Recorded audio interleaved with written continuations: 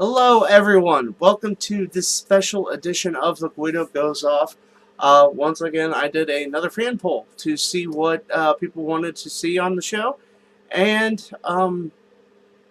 the fans voted for a Q&A session.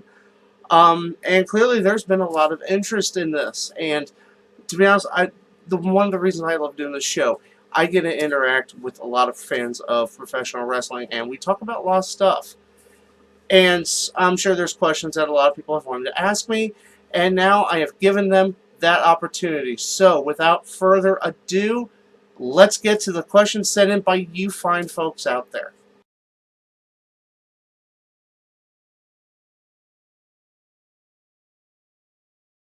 First question comes from Jared at JRodBad. I hope I said that right. I'm going to list who asked me questions on here in the descriptions. And so that if you folks don't follow each other, it gives you an opportunity to talk to each other about wrestling, because a lot of these people that send me questions, they're great people to talk to, and I think everyone should talk to each other. Have some fun. Okay, his question. What place would you like to travel to? Or was it places? This is my own handwriting. I can't even read my own handwriting. Okay, what places? Places. That's a great question, Jared. Obviously, I want to travel to. I want to go to a WrestleMania before I'm too old to go.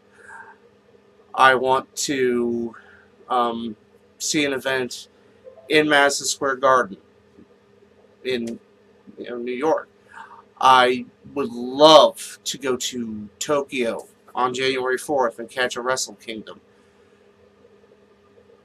Also, I just, thanks to Twitter, I've been able to meet and talk with some wonderful people that have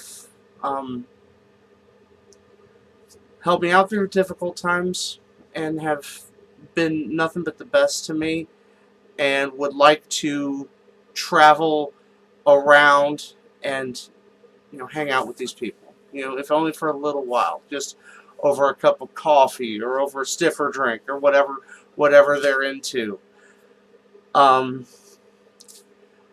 So there's a lot of places I'd like to go, but some of them aren't pinpointed to an exact location. And once again, Jared, thank you for your question. Okay, Dennis, my good buddy, at DJ Bardonet BL.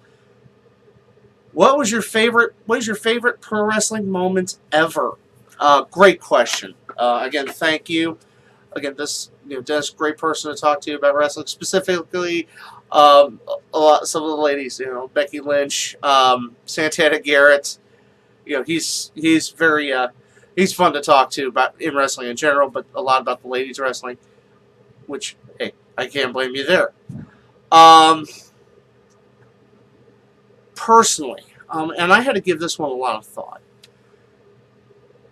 For me, my favorite pro wrestling moment ever, I would say, would be the submission match at WrestleMania 13, and the moment being when you basically saw the switching of the face-heel dynamic between Stone Cold and Bret Hart,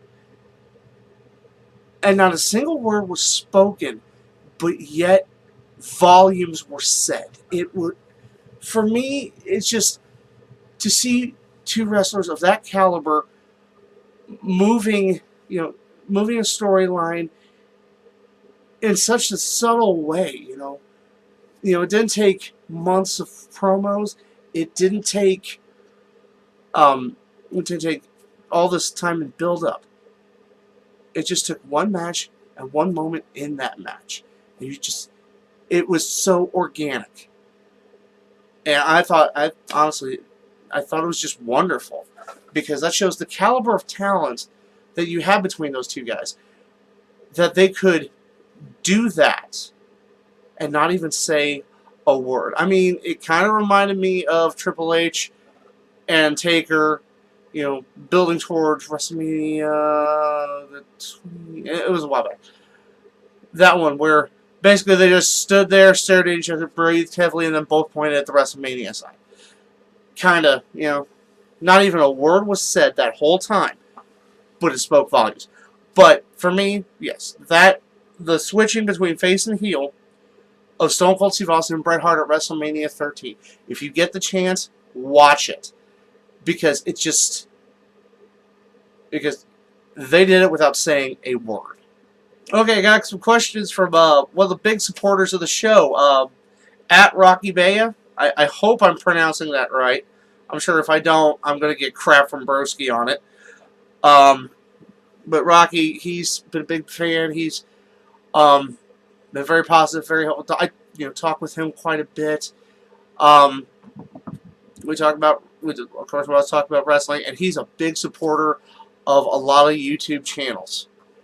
And all of us, I don't know if I speak for everyone, but thank you, for your help in not only watching but also helping to promote our shows. It's great to have someone like you help to build up our audiences, and while still being a part of it. Rocky had 3 questions. So, first one. Is Lady Boss your wife? I'm assuming he means Boss Lady. Now, when I've, as you've probably been seeing, when I do the pre and post shows for some of the pay-per-views as of late, I refer to, somewhat off-camera speaking, as the Boss Lady. Yes, that is my wife. She doesn't want to be on camera, but yet she wants to chime in. She's also helped out with some other stuff on the show. You've never seen her on camera, but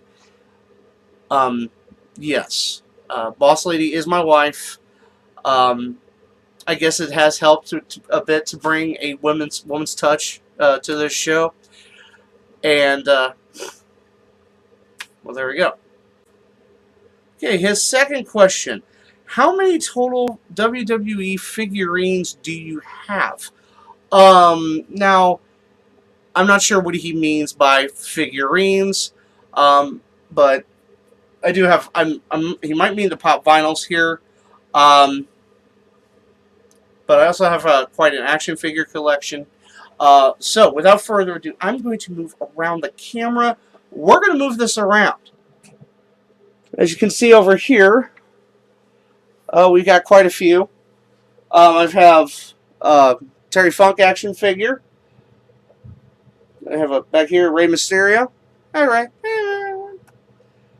Back here we have Jeff Hardy figurine. Down here we have actually one of the 80s Hasbro figures of the $1 Million Man, Ted DiBiase. No, I don't have. No, unfortunately, I don't have the green one. And trust me, if I did, if I could find it in the package, it would not be out of the package, because that is worth like a lot of money. I think like $2 grand. Also, we have Jimmy Hart. Technically, this is a WCW figure, but Okay, now, as you can see, right there's about 12 of them. I've got, as you can see on the top, some of my, from top to bottom, you got a lot of my favorite wrestlers. As you can see, I've got the Seth Rollins FYE exclusive there. Bret Hart, Undertaker, the GameStop exclusive Stone Cold Steve Austin. You got Daniel Bryan. The Page, I have 2 of those because I can't help myself. Got Sting, Bray Wyatt, Macho Man Randy Savage, Andre the Giant, Ultimate Warrior, and Kevin Owens. Now, also here on another shelf, we're going to keep moving. We're going to keep on cruising here. As you can see over here, I've got some more exclusives. Got the GameStop exclusive Wolfpack Sting. That's apparently, I thought it was hard to find, but it's not as hard to find as you think. I got the Walmart. Here's the interesting part. Okay, I got this Walmart exclusive Brock Lesnar. I actually bought that at an event. they were selling them at an event, but yet it's a Walmart exclusive, so, you know, I guess WWE can just do whatever the heck it wants. Over here, got a, this is the event exclusive John Cena pop. Yeah, I know people are gonna hate me for that, but yes, I did because, you know, I'm a collector. And as you can see, buried in the back, I have the event exclusive Brie and Nikki Bella Twins 2-pack. Don't judge me. Figures is still displayed and wrapped up. Let me move the Blues Brothers picture. A gift from the in-laws. Okay, as you can see, I have the Finn Balor action figure. That, I don't know if that was his first time in the line, but okay, we've got that. And that's the Chase figure, because as you can see, it has the world title belt with it. Got the Then Now Forever Undertaker, because Undertaker is awesome. Up here, we have a couple of Page figures. The Zombie Page and Series 63, I think, Page. Sorry, I'm trying to do this. It's altogether new to me. Okay, now over here, I got some more. As you can see, a cavalcade of ladies. That's the Series 66 Page. That's the newer one, right there behind the Venom mug. I got the Becky Lynch one that a lot of fans don't like because of the facial design, which I can't blame them. Of course, got the Boss, Sasha Banks. Now it's interesting. We got Bailey right there. Wave high, Bailey. Oh wait, never mind. You're an action figure. We got AJ Lee. Interestingly enough, she was the last one I found. I had to dig for that one. And Sami Zayn. It was his first, as you can see, his first ever Mattel figure of Sami Zayn. We have the Elite 34 Page. I actually have two of these. This was her first time in the line, you know, holding both the NXT Women's and the WWE Divas Championship. Okay. I have the Elite Lita. This was a gift from Boss Lady, because she loves me. Loves me enough to give me a half-naked woman with a thong sticking out. Love you, babe. Hell yeah. Okay. I have the Defining Moments Undertaker figure. Again, another gift from Boss Lady. Apparently, she's the only one who tolerates my love of pro wrestling and is willing to buy me figures and just let me display them, not take them out and play with them, I guess. Yeah, I'm in my 30s. I shouldn't be playing with toys. And Defining Moments Stone Cold Steve Austin. This is seems to be a lot easier to find now. I actually found this and bought it while I was out on an assignment. It took me a bit to find one. At the time, it was very difficult to find, and I happened to find like 4 of them running around there. Okay, so that's all. That is all the. That's all the WWE figures. Okay, and I got one more question from Rocky. Who is my current WWE? What current? Sorry, I'm trying to read this right here. What current WWE woman do you have a crush on, and why? I thought you watched. Current woman I have a crush on. Oh God, I thought it was really obvious with that, but I guess I was wrong. But I'm willing to. Okay. Clearly, it's Paige. I have a huge crush on Paige. Hello, Sanina. I have a huge crush on Paige. Okay, now for the why. All right, there's 3 things I've never been able to help myself out with as far as women are concerned. Or thinking that they're sexy, and finding them irresistible. Goth women. Okay.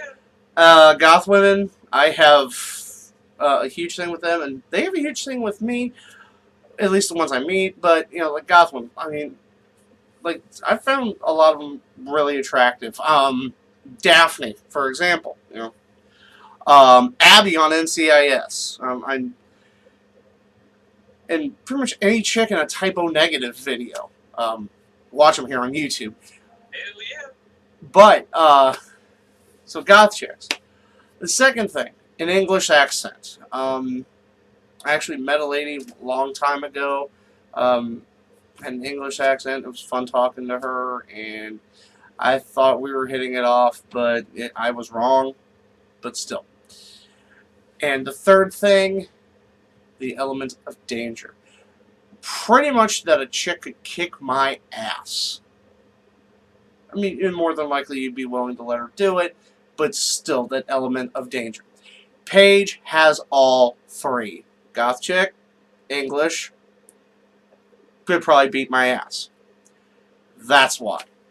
Thank you, Rocky, for your questions and your continued support of this show. It's really greatly appreciated.